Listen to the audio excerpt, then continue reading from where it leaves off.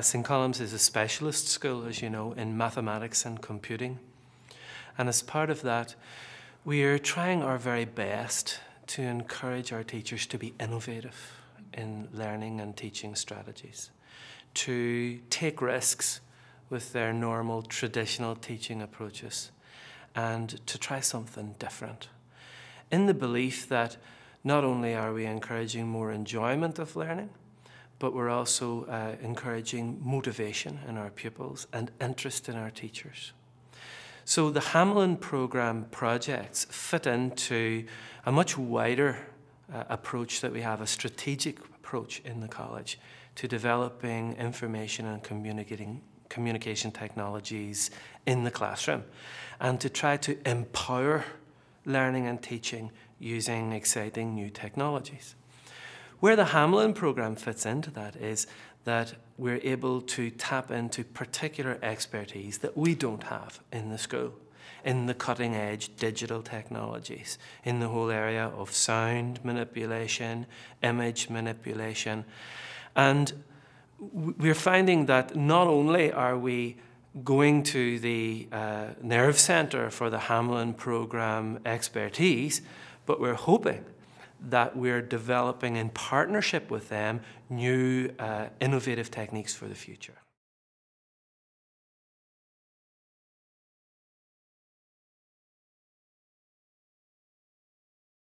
We're living in a digital age and we're living in a visual age, and certainly in a subject like English, for example, which is very word-based, I think it's very important to bring the kind of the visual literacy into those areas and connect the written word with the visual image. But a lot of our young people are kind of almost innately skilled in those areas, and I think it's good for them to have that kind of rewarded and appreciated. It's a visual world, and that the modern technology, the digital technology, fits in that very well, because you've got to understand it visually. You've got to grasp, you know, what it's been used for, basically, and how it's been used. So it's very important. From the musical point of view, ICT has always been quite strong, but I think sometimes when you can bring it beyond the classroom and when you can link with other subjects, it gives it a different meaning, or a bigger meaning towards what they're doing. For the English department, for example, it's the alternative means of creating narrative, or presenting a scene that we were talking about from a play, or analysing a text in some different way by using digital means.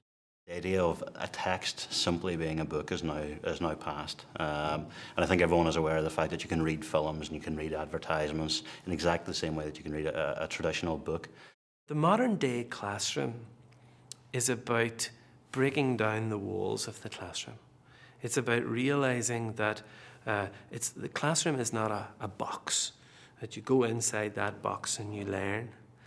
The modern day classroom, or modern day learning and teaching, tries to break outside of the box, think outside of the box, learn outside of the box, and teach outside of the box.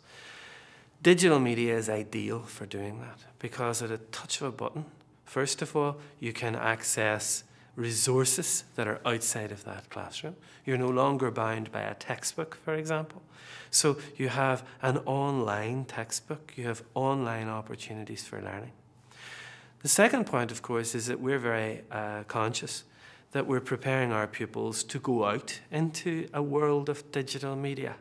One of the interesting things is that our year 8 pupils that you may be working with, we're learning technologies with them now, which will more than likely be out of date before they leave the school.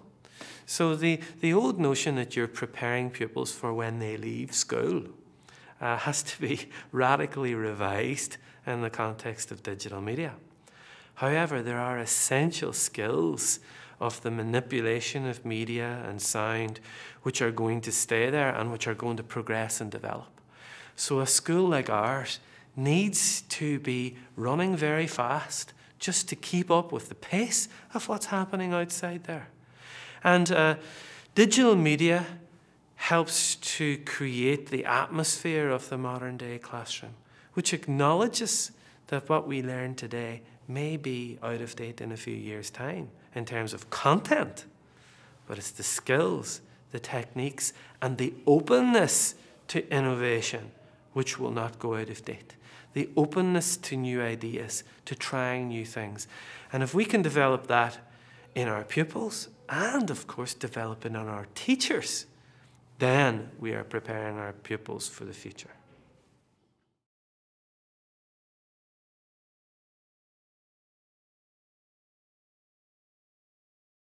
All of the staff in the English department now have got some level of training through the Nerve Centre. Both with last year, a number of groups went out and got kind of hands-on experience with filmmaking. And then this year, the Nerve Centre have been supporting us in school. And we've had additional support for staff who maybe have missed one of the other sessions. So all members of the English department now have had training in the use of comic life and in the movie making and digital literacy and storytelling. And it has been vital for the department. I mean, one of the things is obviously we're trying to keep up to date with changes and with developments, but we need support ourselves because quite often the youngsters are better trained than we are, and the youngsters are very good at working with these things. So it's been great for us to get an opportunity, even get a bit of time out, and to learn about this ourselves. And a lot of people have even been using it personally, like kind of trying out things at home with their own family photographs, as well as using it in the classroom. The demand for digital technologies is a reflection on the kind of how warmly this has been embraced by teachers. And I think there's this kind of convention that young teachers are very enthusiastic about these kind of technologies. But to be honest, I've found that throughout the age range, more experienced teachers very keen to kind of incorporate digital technologies within their lessons. It's fun, but it's also very, it's from a teacher's point of view, it's a very can be a very focused activity. And it's just one of the other tools in the kind of the armoury you have in terms of trying to get the best out of each student. We are very keen to skill ourselves up in the area of ICT and recording devices. And having the Nerve Centre as a support gives us the confidence to take it further, whether it be a tutor coming in to support us on a one-to-one basis or perhaps supporting us on a class basis. So I think we're very privileged to have the Nerve Centre on our doorstep, and that there are times where we run out of ideas or run out of difficulties in the technical area, and they're very happy to come in and support us, or they're very happy to get involved in a project from the start and see it right through to the very end, and that support gives us the confidence to teach it in the classroom. I think the use of digital technology, particularly video technology, kind of forces you to look at your own teaching, and I think that's a very important part of what actually happens in the classroom when teachers are using digital technology and particularly video technology. It forces you to think about how you're going to represent materials which may become a bit stale for you, and how do you represent those in a much more involving and interesting way for a student. And I think that also, what that does then is it, in a sense, forces you to look at other parts of your teaching as well. So in terms of the training that we've got from the Nerve Centre, I think what it's done is it's kind of reinvigorated a lot of kind of material that can become a little bit stale for teachers who may be repeating it for the second or third year. And it kind of it re-energizes teachers, I think, to look at what they're actually trying to achieve with the student and looking at more engaging ways for the students to actually achieve the aim that the teacher wants them to achieve. St Columbs has invested very heavily in resources inside the school.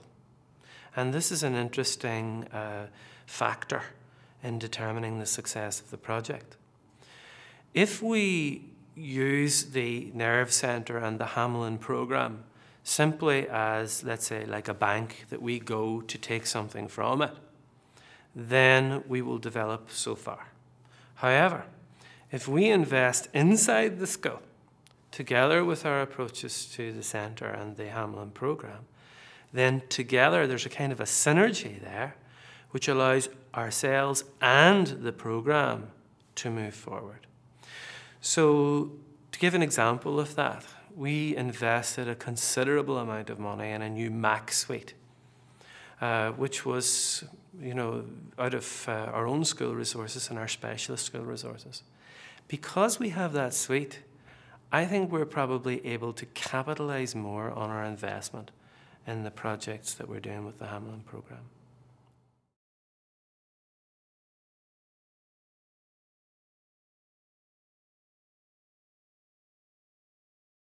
For a website, or if you're making a video, or if you're making even a full-length film, you always fill out a storyboard before. Does anybody know what a storyboard is? What its purposes? I think probably any way that you can lead them into Shakespeare is useful. It can be a bit daunting sometimes, and it's their first experience of Shakespeare, year 10, where they do Julius Caesar.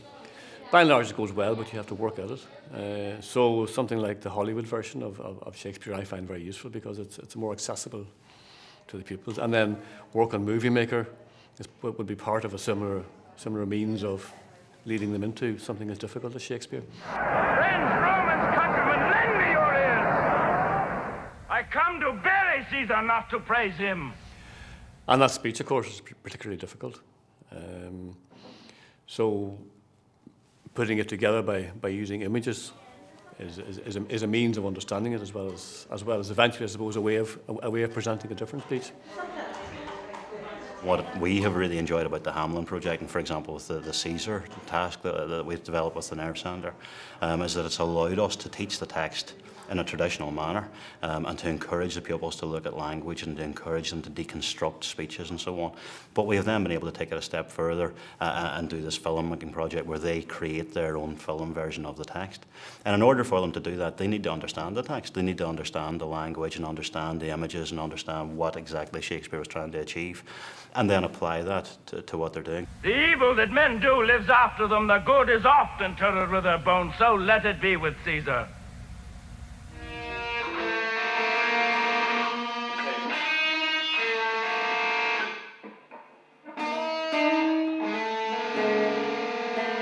Very discordant there.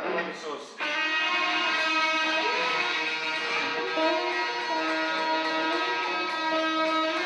We have two pupils currently involved in it, Caelan Austin and Thomas Doherty. I actually teach to both boys, and I frequently talk about the project with them. So far, they are thoroughly enjoying it, and they've acquired skills in areas of decks, songwriting and GarageBand.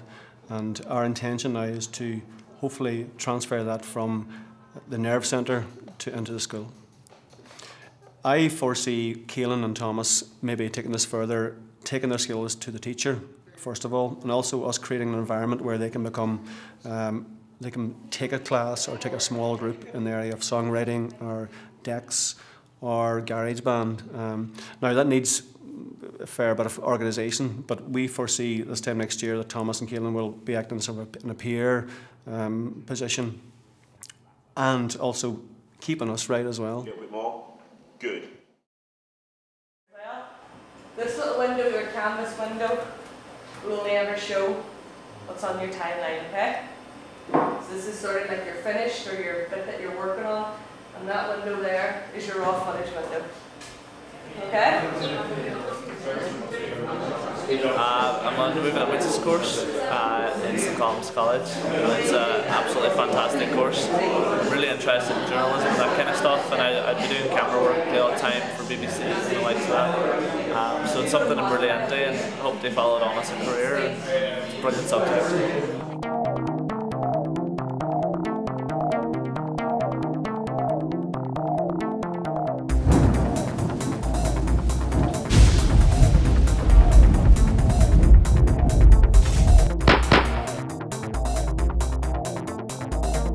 Who are you? The development of the programme has surpassed our expectations. We have found that we've developed a very good working relationship with the centre and with the Hamlin programme projects. It has surpassed it, I think, in ways that we mightn't have expected. Because often when a school turns to an external agency, it is going to that agency almost as if they have all the expertise and we're coming to the agency to get that into our school. What we have found is that by having a partnership with the centre, that together we're moving forward, and we would like to think that the school is enabling the centre to develop technologies as well as just you give, we take. So I think there's a give and take on both sides, which is something that we didn't quite expect when we set out on this journey together a year or a year and a half ago.